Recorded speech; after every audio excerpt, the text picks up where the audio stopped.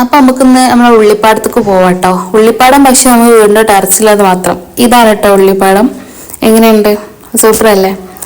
ഇത് വീട്ടിൽ കൊണ്ടുവന്നിരുന്ന കുഞ്ഞുള്ളി അതിങ്ങനെ കൊട്ടയിൽ കിടന്ന് ഇങ്ങനെ മുളച്ച് വന്നപ്പോൾ ജസ്റ്റ് ചീരവിത്ത് ഭാഗ്യൻ്റെ ഇടയിൽ കൊണ്ടുപോയി കുത്തി വെച്ച് കൊടുത്താണ് കേട്ടോ.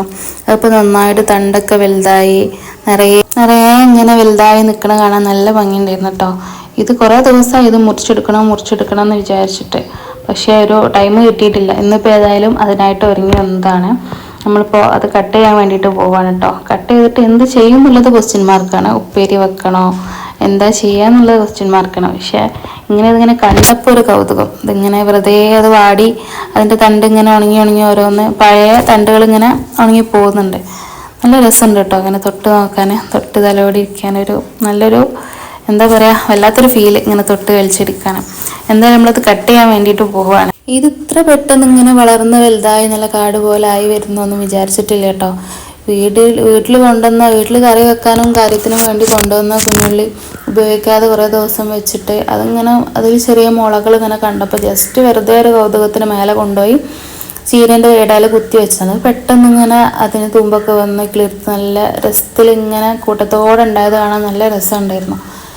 നമ്മുടെ നാട്ടിൽ ഇതിന് പൊതുവേ പറയുന്ന പേരാണ്, കോമൺ ആയിട്ട് കേൾക്കുന്ന പേരാണ് ചീരുള്ളി, കുഞ്ഞുള്ളി, ചുവന്നുള്ളി, പിന്നെ എന്തൊക്കെയാണ് ഇതിന് പേരുള്ളത് എനിക്കറിയില്ല. അങ്ങനെയൊക്കെയാണ് ഇതിൻ്റെ പേരുകൾ വന്നിട്ടുള്ളത്. പിന്നെ അതിൻ്റെ ഇടയിൽ പറയാനുള്ള ഒരു പ്രധാനപ്പെട്ട കാര്യം എന്താണെന്ന് വെച്ചാൽ നമ്മളിപ്പോൾ പുതുതായിട്ട് സ്റ്റാർട്ട് ചെയ്ത ചാനലാണ് കേട്ടോ ഇത്.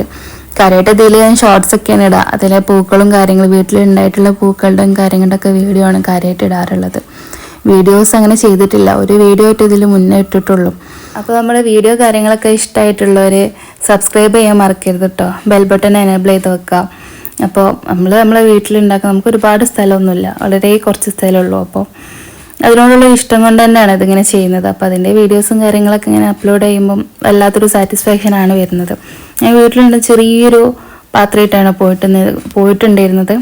അപ്പോൾ ആ ഒരു പാത്രം, ആ ഒരു ചെറിയ കൊട്ട നിറയെ ഉള്ളിത്തണ്ട് കിട്ടിയിട്ടുണ്ടായിരുന്നു കേട്ടോ.